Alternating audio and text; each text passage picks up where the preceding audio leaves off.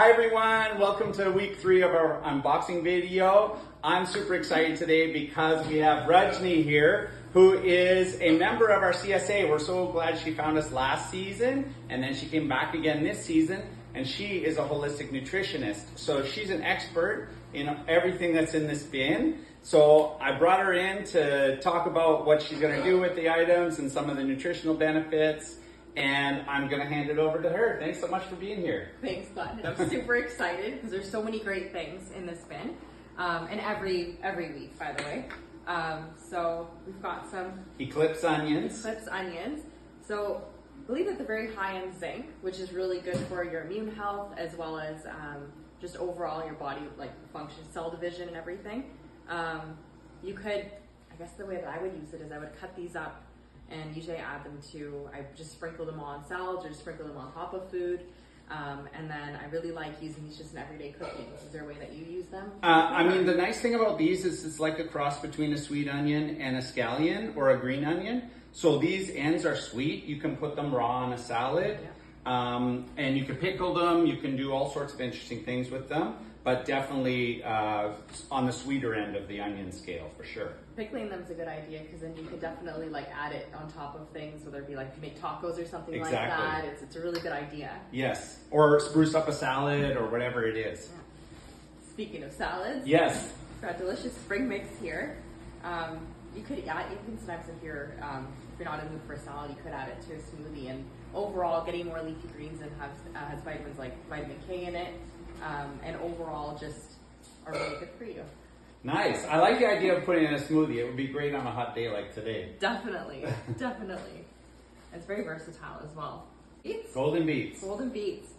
So what I know about beets is that they're very high in folate. So it's really good for your immune health, but also if you're pregnant as well, folate is very important. One quick tip about this is make sure to remove the beet from the greens. The greens are really nutrient dense, but if you leave the beets attached to the greens, then the beets will soak the greens will soak the moisture out of the beets, and you'll get floppy beets. So make sure to separate those two. And adding the greens is a really good thing too to a smoothie or something like that on these hot days. Carrots are back. Yeah, so we got some carrots. Carrots have a nutrient called beta carotene. That's why they say like carrots are good for your eyes. Right. So it actually helps with your vision, but overall it converts to vitamin A, so it's good for your skin health, your immune function overall. But really, carrots are just a great snack too. And you had a good idea about cutting them up and putting them in front of the kids, right? Yes. Yeah. Definitely. In this bin today, we have kohlrabi, we have carrots, we have hakurei turnips. So just for a really easy solution for using a lot of these veggies and getting it into your kids is chop it, put it on the table. If you keep hummus and tzatziki in the fridge during CSA season, then that's going to give you a really easy option to get veggies on the table that your kids will eat.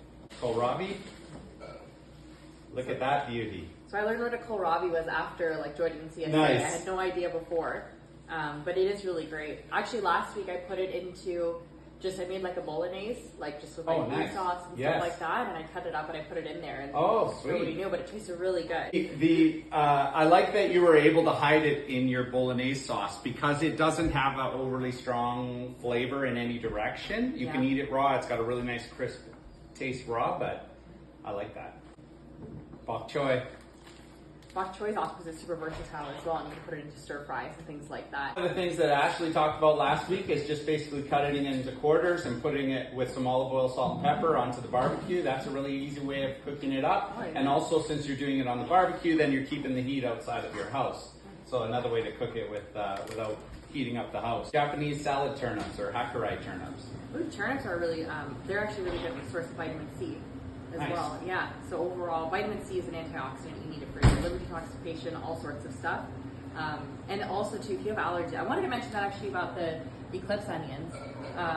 But if you've got allergies, there's allergy season, right? They're very high in quercetin. So that helps to lower inflammation overall. Oh, nice. And so yeah, so I think a lot of us are like having a hard time out there with all the pollen and everything. Right. So getting more of the eclipse onions or something like that, really high in quercetin, again, lots of vitamin C, so if you have inflammation overall, it will help to lower that. Right. And just keep you going, so eat your veggies.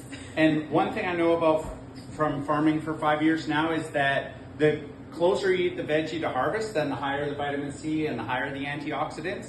Like spinach, by the time they get to the grocery store, almost has no antioxidants, but the stuff that we're putting in your bin was harvested yesterday, so it's going to be maxed out in terms of the nutrient density. Absolutely. I know, and I think it's a lot of things that people don't know about is how quickly like foods can lose their nutrients. Yes.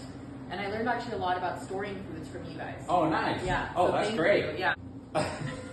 Tell us about basil. So basil is extremely important for your. It's really great at helping you manage your blood sugar.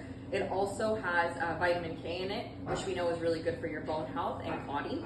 And it also is great for reducing stress. So there's something you can get like herbal teas called tulsi. I'm sure you can probably make this if you dehydrate it and put it in a tea as well. Nice. And that helps just relax, and we all need some stress. Yes, especially in the hot temperatures we're having right now. 100%. Yeah. Zucchinis are great because they're also good they're also a good vegetable that won't spike your blood sugar up too high because they're a lower carbohydrate vegetable. I actually throw these in smoothies too. I made nice. Yeah, and you can't taste them, but you're getting more veggies in. And then, like you said, you can cut them up with some hummus as well. And they're great for making stir fries. So you've got bok choy and things like that. If you want to make a stir fry, it's really very versatile. You can use it that way too. I love zucchini. You can get a cheap spiralizer at Canadian Tire if you want a little bit more advanced, and you can make like a whole plate just with these 3 zucchinis. You can make like a whole meal for your family of zoodles. And take your bolognese sauce, put it on some zucchini noodles, and like that is a nutrient-dense meal for a family. Yes, absolutely. Garlic scapes. Garlic scapes. That's okay. the scapes. All right, these are scapes. Okay, see, I'm learning so much, right?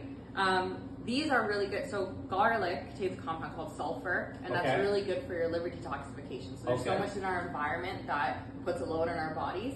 So having something like this in your food every day, just a little bit, I'm sure you could just sprinkle it on top of something or include it in your actual cooking, will help support your body, the actual function of your organs, and keep you going. Nice. And in this week's email, we had the garlic scape pesto, so that's going to use your garlic scapes. It's going to use a couple of leaves you can use from the turnips or from the beets. And then also, Ashley had a great suggestion because in the recipe in my email it had pine nuts, but pine nuts are ridiculously expensive, so you could go for walnuts instead, or even better, pumpkin seeds, or pepitas they sometimes call them. And I'm forgetting something that was in the garlic scape pesto, the basil. So you can put the basil and the garlic scapes, and these are actually the flowers of the garlic. So if we let those go, the garlic will flower, produce seeds.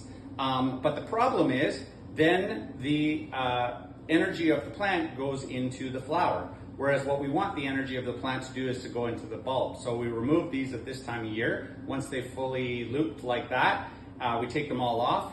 And it's a bonus vegetable coming out of the garlic. Any other top tips for people? Eat your veggies. Yes. Thanks very much, Rajni, for coming today, and I hope you guys enjoyed. Bye for now.